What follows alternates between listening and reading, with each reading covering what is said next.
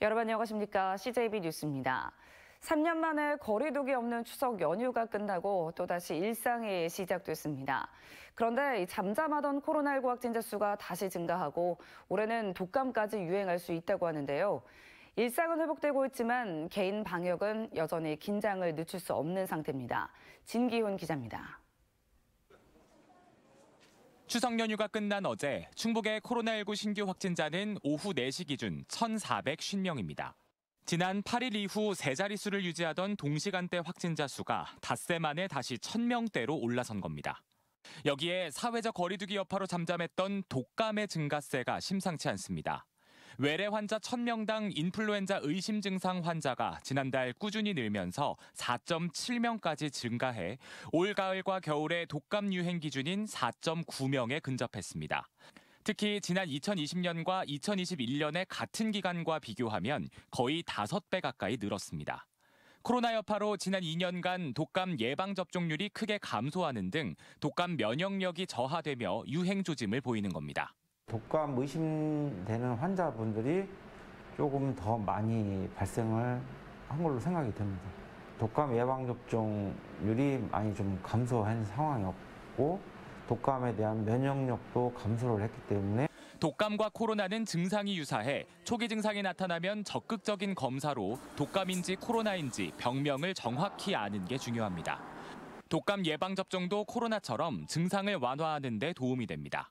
초기에 증상이 있으실 때는 검사를 조금 적극적으로 받으시는 게 좋을 것 같고 코로나 예방접종을 하셨다고 해도 이제 인플루엔자 백신을 맞는데 크게 지장이 없기 때문에 이제 인플루엔자 예방접종을 받으셔서 계절 독감이 코로나19와 동시 유행할 가능성이 커지면서 어린이와 노인 등 고위험군에 대한 철저한 대비도 필요합니다. CJB 진기훈입니다. 명절 연휴가 끝나면 재활용 선별센터는 그야말로 재활용 쓰레기와의 전쟁을 치르곤 합니다. 올해 추석도 마찬가지인데요.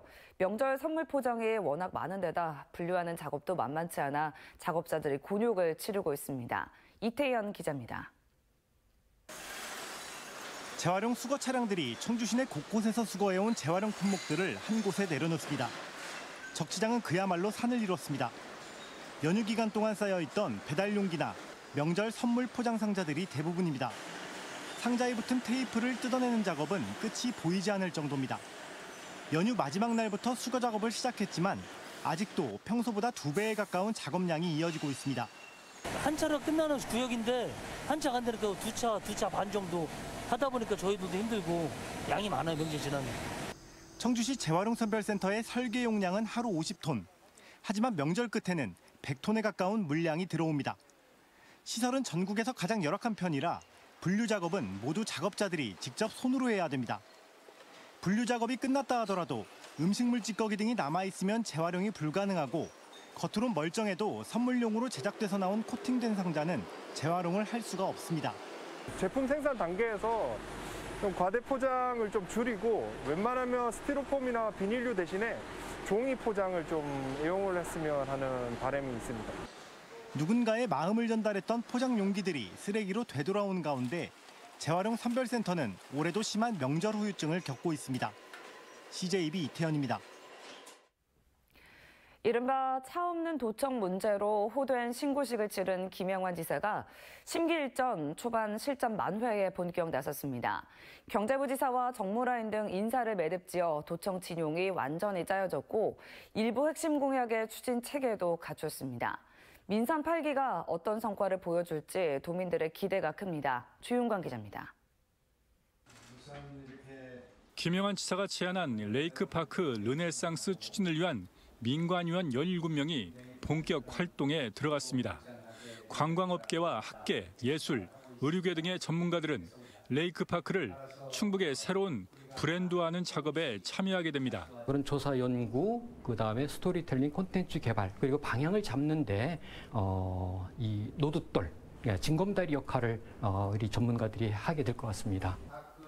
다음 달에는 도청 내 레이크파크 팀이 신설되고 옥천과 음성군도 레이크파크 전담팀을 구성하기로 하는 등 도와 시군의 협업 체계도 구축되고 있습니다. 김영환 지사의 정무라인도 완전체로 출발합니다. 도정 사상 처음으로 40대인 기재부 과장 출신을 충북의 경제 사령탑인 경제부지사로 영입했고 신설된 정무특별보좌관에는 8차례나 선거에 출마해 지역에 밝은 최은호 전 청주 서원당협위원장을 임명했습니다. 또 조성아 관광전문기자를 정책특별보좌관에 임명해 레이크파크의 밑그림을 맡기는 등 정무와 정책, 홍보 라인이 진용을 갖췄습니다. 채워지지 않은 집단적인 그런 역량이 부족한 가운데 제 개인적으로 이렇게 일을 해왔다면 이제는 좀 조직적으로 체계적으로 좀 정비해서 더 많은 일을 할 수 있도록. 또 공무원 노조와 갈등을 빚었던 차 없는 도청 사업이 무난하게 절충점을 찾는 등 김영환표 도정이 과도기를 넘어 안정감을 찾을지 관심이 모아지고 있습니다. CJB 조윤광입니다. 음성군이 충청북도가 추진하는 바다 없는 충북 지원에 관한 특별법 제정과 레이크파크 르네상스 사업에 대응하기 위한 TF 전담팀을 구성합니다. 원남 저수지 등 45개 저수지가 있는 음성군은 충북지원특별법이 제정되면 규제 완화와 정부 지원이 가능해져 정주 여건 개선에 큰 도움이 될 것으로 기대하고 있습니다. 또한 김영환 지사의 핵심 공약인 레이크파크 사업과 연계한 삼형제 저수지 둘레길, 맹동지 치유의 숲, 원남지 체험휴양 관광 자원화 조성 사업 등을 2025년까지 추진할 방침입니다. 괴산의 첫 철도역인 중부 내륙철도 313역의 명칭이 연풍역으로 선정될 가능성이 높아졌습니다. 괴산군 지명위원회는 회의를 열고 연풍면 원풍리에 들어설 313역의 명칭을 연풍역으로 선정했습니다. 313역의 명칭은 국가철도공단과 국토부 영명심의위원회를 거쳐 올해 말 최종 확정됩니다. 국내 유일의 활석 광산인 화록동굴은 충주의 대표 관광 명소로 급부상하고 있는데요. 그런데 관련법이 제대로 마련되어 있지 않다 보니 충주시와 중부광산안전사무소가 서로 관리를 떠넘기면서 관광객 안전 확보에 문제가 있다는 지적이 제기됐습니다. 박원 기자입니다. 지난 2019년 폐광산에서 관광지로 탈바꿈한 충주 화록동굴입니다. 다양한 볼거리와 체험 활동이 가능해 연간 30만 명 이상의 관광객이 방문하는 등 충주의 대표 관광지로 등극했습니다. 그런데 시의회에서 화록동굴 영업행위에 대한 문제가 제기됐습니다. 화록동굴 민간사업자가 법의 빈틈을 교묘히 이용해 영업을 하고 있는데 이를 관리 감독할 주체가 제대로 없다는 겁니다. 사업소에서는 충주시가 화록관광농원을 허가해 주었기 때문에 충주시의 책임이라고 하고 충주시는 관광농원 허가구역에서 화록동굴은 관광농원 사업 규모에 포함되지 않는 구역이라 합니다. 3년 전 산업통상자원부의 중부광산안전사무소는 광산안전법에 따라 화록동굴의 갱도를 폐쇄했습니다. 하지만 민간사업자가 충주시로부터 동굴 바로 앞에 관광농원 사업을 승인받았고 이를 통해 폐쇄된 갱도를 다시 열었습니다. 사무소 측은 이 과정에서 충주시의 행정에 문제가 있었다는 주장입니다. 동굴 개장 당시 폐쇄된 갱도를 관광 목적으로 다시 개방한 것을 알았으면 즉각 원상복구 명령을 내렸어야 하는데 충주시가 아무런 제재를 가하지 않았다는 겁니다. 저희가 봤을 때 확실히 절차적으로 문제가 있는 건 충주시였어요. 절차상 그 복구를 하지 않고 허가를 해준 게 지금 문제가 되는 거거든요. 충주시는 즉각 반박했습니다. 광산 관련 행정은 충주시가 관여할 수 없는 만큼 자신들의 소관이 아니라는 겁니다. 제가 여태까지 확인하거나 보고받은 바에 의하면 인허가 절차를 충주시 소관사항이 아닌 것으로 중부광산안전사업소 소관으로 알고 있습니다. 서로 책임을 떠넘기는 사이 화록동굴의 영업 영역은 점점 확대되고 있습니다. 혹여라도 향후 안전 문제가 생기면 책임 주체가 없는 아이러니한 상황이 발생할 수 있는 만큼 관련법 제정 등 대책 마련이 시급합니다. CJB 박원입니다. 도심 녹지축을 바람숲길이라 부르곤 합니다. 이 열섬 현상을 줄이는 효과가 있기 때문인데 대표적인 게 서울의 경의선 숲길입니다. 청주시가 지역 실정에 맞는 청주형 도심 바람숲길 조성에 팔을 걷어붙였습니다. 홍우표 기자가 취재했습니다. 최근 새 단장을 한 청주의 한 어린이 놀이터입니다. 눈에 띄는 것은 나무가 빼곡히 심어진 녹지구역입니다. 놀이터 기능뿐만 아니라 숲속을 거니는 기분이 들도록 공원 형태로 설계된 것입니다. 청주시에는 앞으로 이런 형태의 공원 24곳이 추가로 만들어집니다. 민선 8기 청주시가 추진하고 있는 도심 바람숲길 사업의 일환입니다. 서울의 경의선 숲길 같은 형태는 아니지만 공원과 가로수 등을 점 형태의 녹지축으로 촘촘히 이어가겠다는 구상인 것입니다. 이를 위해 우암산에서 부모산을 잇는 동서축에는 일단 가로수 구역이 대폭 확대됩니다. 기존의 가로수 밑에 키 작은 수종을 추가로 심고 도로에 시멘트 분리대나 플라스틱 가드레일도 철거하고 나무를 심을 계획입니다.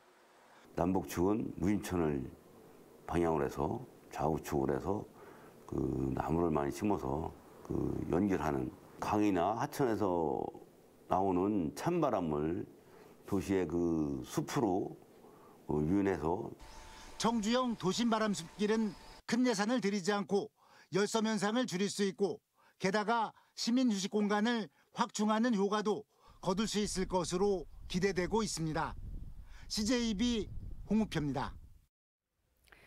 제천시가 주관하는 2022년 제천 한방 바이오 박람회가 다음 달 6일부터 엿새 동안 왕암동 한방 엑스포 공원에서 열립니다. 이번 박람회에서는 한방 바이오 기업 생산품을 한자리에서 만날 수 있는 한방 바이오 융합관과 제천의 우수한 약재와 농특산물을 값싸게 구매할 수 있는 양령시와 하늘뜰의 존이 설치됩니다.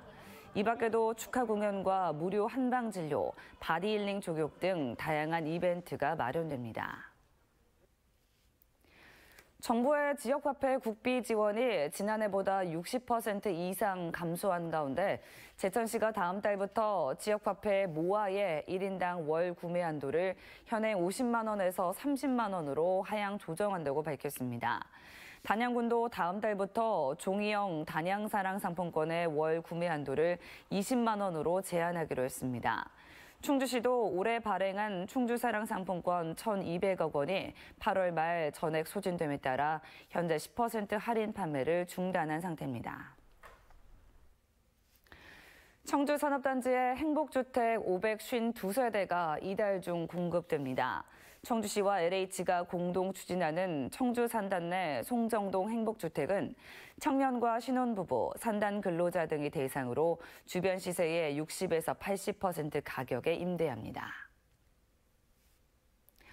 서강석 진천 문백초등학교 교장이 10여 년간 제자들을 위해 4천여만 원의 장학금을 기탁해온 사실이 알려져 화제가 되고 있습니다. 충북교총회장직을 맡고 있는 서강석 교장은 지난 2009년부터 자신이 근무했던 학교 등에 매년 30만 원씩 장학금을 냈고 올해도 진천 문백초에 400만 원을 기탁했습니다. 이상으로 CJB 뉴스를 마칩니다. 고맙습니다.